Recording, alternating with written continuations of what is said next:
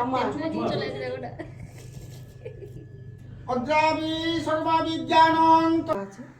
হ্যাঁ বলো ভালো করে, যাতে পড়াশোনাটা ওর কিসের ইচ্ছা দেওয়ার মানে ইঞ্জিনিয়ারিং না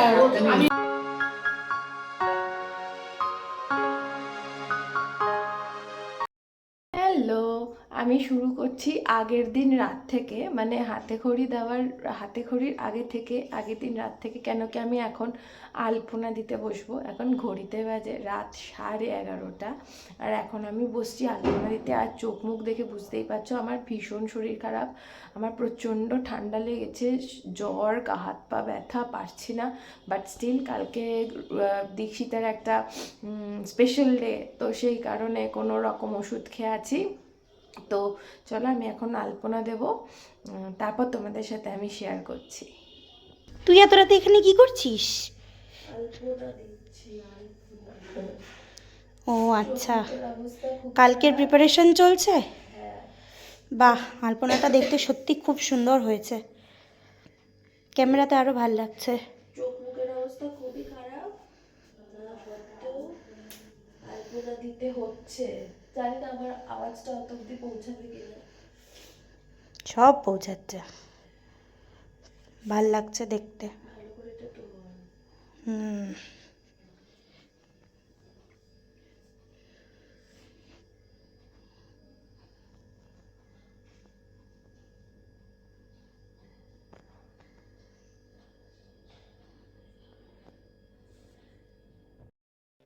আলপনা দিতে দিতে মেয়ের মায়ের অবস্থা খারাপ, কাশির ওষুধ খেতে হচ্ছে তাকে বাধ্য হয়ে, কিন্তু তাও সে হার মানবে না, করতেই হবে তাকে। কটা বাজে সেটা বল। এখন বাজে 12:28, 12:30। আরেকজন তো ঘুমিয়ে পড়েছে। পরের দিন সকাল সকাল উঠেই কিন্তু কাজে লেগে পড়েছিলাম। আর দেখো আলপনাটা কেমন হয়েছে তোমরা জানিও। আর এখন মোটামুটি বাজে বেলা 10টা, সকাল 8টা থেকে আমি কাজে লেগে গেছিলাম। আর মাসিও এসে গেছে আমাকে সাহায্য করার জন্য। মোটামুটি সব রেডি করে ফেলেছি, দেখতেই পাচ্ছ ঠাকুরও বসে গেছে।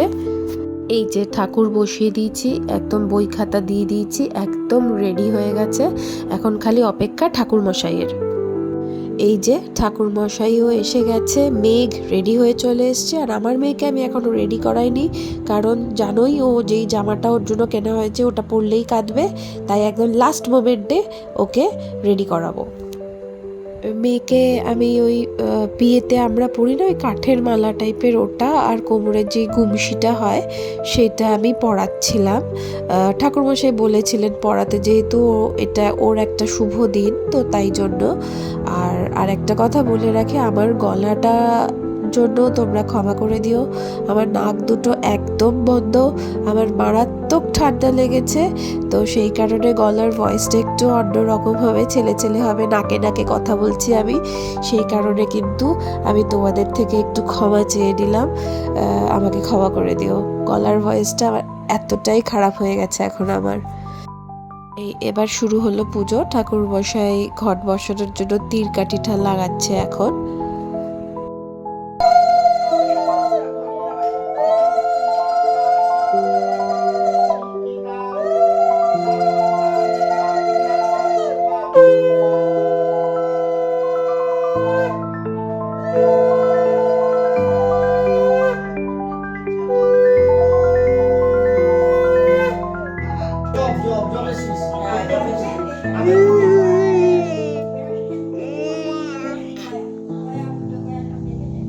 এদিকে রুহি আপন মনে শঙ্খ বাজিয়ে চলেছে।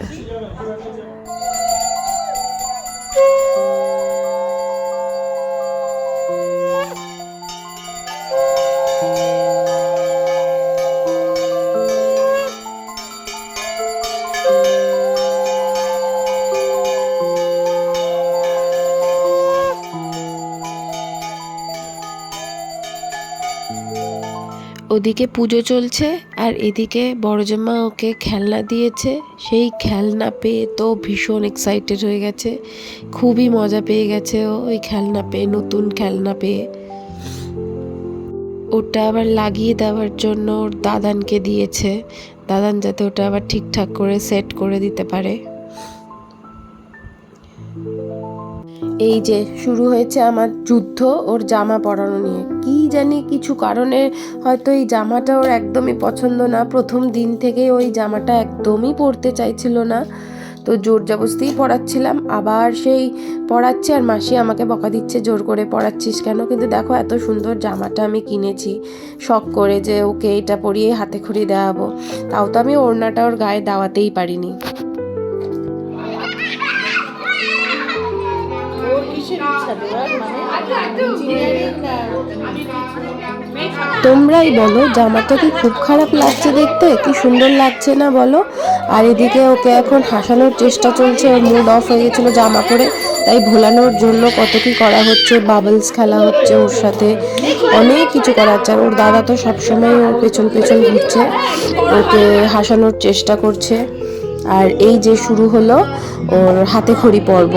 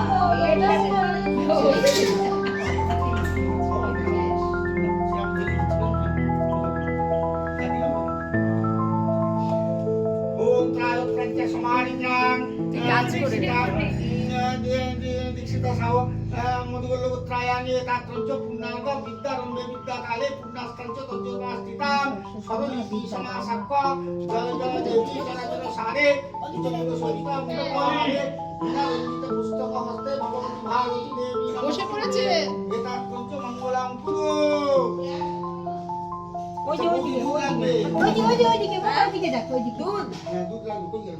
দুধটা এখানে আছে, দিদিভাই সাইডে আছে, সাইডে এটা সাইডে রেখেছি। ঠাকুরের ফ্রিজ না, এখানে দুধ চলে যায়। আরেকটা দুধ নিয়ে আসো, আরেকটা দুধ সাইডে রেখেছি। না এটা আরেকটা দুধ, এটা সাইডে আছে, কি দিয়ে দেবো? সাইডে রেখেছি আমি তো, এটা ঠাকুরের ফ্রিজ আমি জানি। দাঁড়াও দাঁড়াও, এটা যে মাছ এখানে তো ঠাকুরের ফ্রিজ চুপচাপ বসে আছে, দেখ না। আরে একা একা লিখবে, দেখো না লিখতে দিচ্ছে না। শুনে লিখো। ওই যে এদিকে দাও, এদিকে দাও।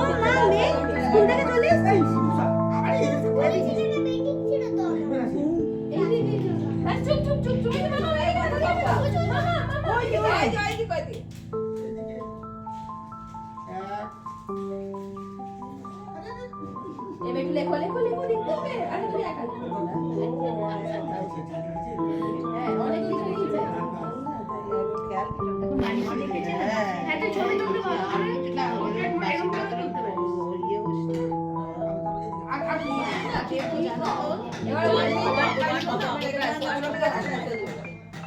একটু 1 2 টা করি কে বলতে পারে মাসি অনেক কিছু করবে আমি তো নাম বলে যাচ্ছি না কি বলছো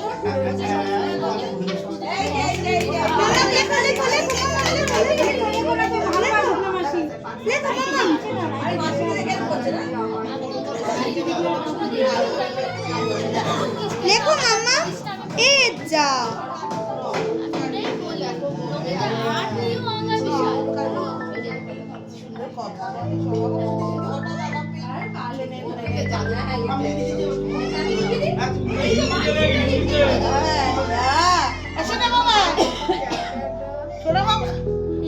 হিন্দিটা বলো হাত ধরে লেখা তো বলি সরে সরে ও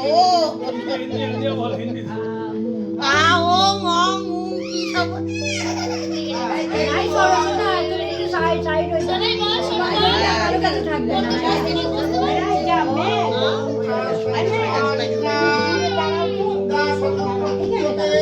না না দাঁড়ালে দেখতে হবে দেখতে পাবে সাইড হয়ে যাও না তুমি এখানে এসো না না দরকার নেই হয়ে গেছে গানটা নিয়ে আমি আনছি আমি দিচ্ছি দাঁড়াও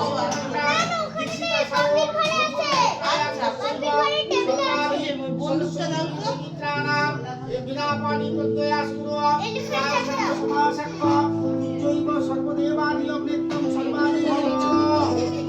তারপরে আরতি শুরু করেছিলেন ঠাকুরমশাই।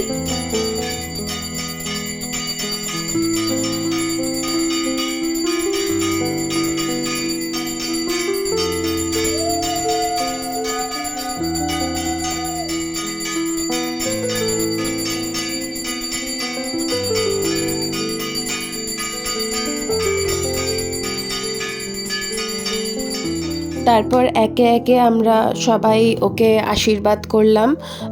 প্রথমে আমি করেছিলাম আশীর্বাদ, তারপর একে একে সবাই ওর ঠাকুমা, আমার ঠাকুমা, ওর বাবা, আমার মাসি, আমার কাকি, আমার বাবা, সবাই একে একে একে একে আশীর্বাদ পর্ব আমরা সেরেছি। একসঙ্গে সব করলেন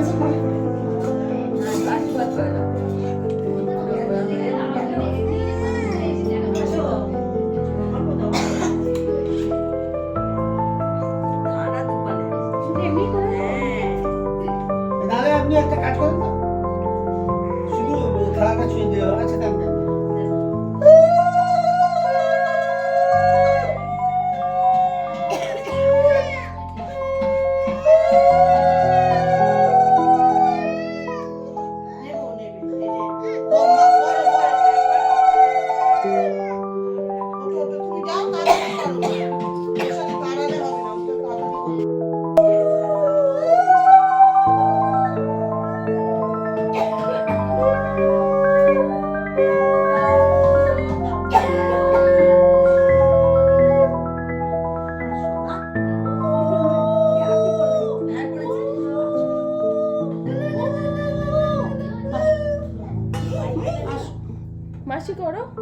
ওর বাবা একটু লেটে এসছিল, অফিসের কাজের জন্য আসতে পারেনি, সেই কারণে পরে এসে ওর বাবা কিন্তু আশীর্বাদ করেছে। বলো ভালো করে যাতে পড়াশোনাটা ভালো হয়, বিদ্যা দাও বুদ্ধি দাও।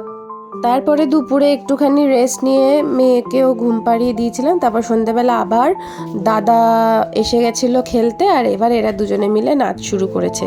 ওদের সারাদিনের পরে এনার্জি এক ফোঁটাও কমে যায়নি, আর আমার তো মানে আমি আর পারছিলামই না মাথা তুলতে। যাই হোক, তো আজকে ভিডিওটা অনেক বড় হয়ে গেল, এখানেই এন্ড করছি। ভালো লাগলে প্লিজ লাইক করে দিও, শেয়ার করে দিও, অ্যান্ড সাবস্ক্রাইব করতে কিন্তু একদমই ভুলো না। আর প্লিজ প্লিজ আমাকে অনেক সাপোর্ট করো। Thank you for watching.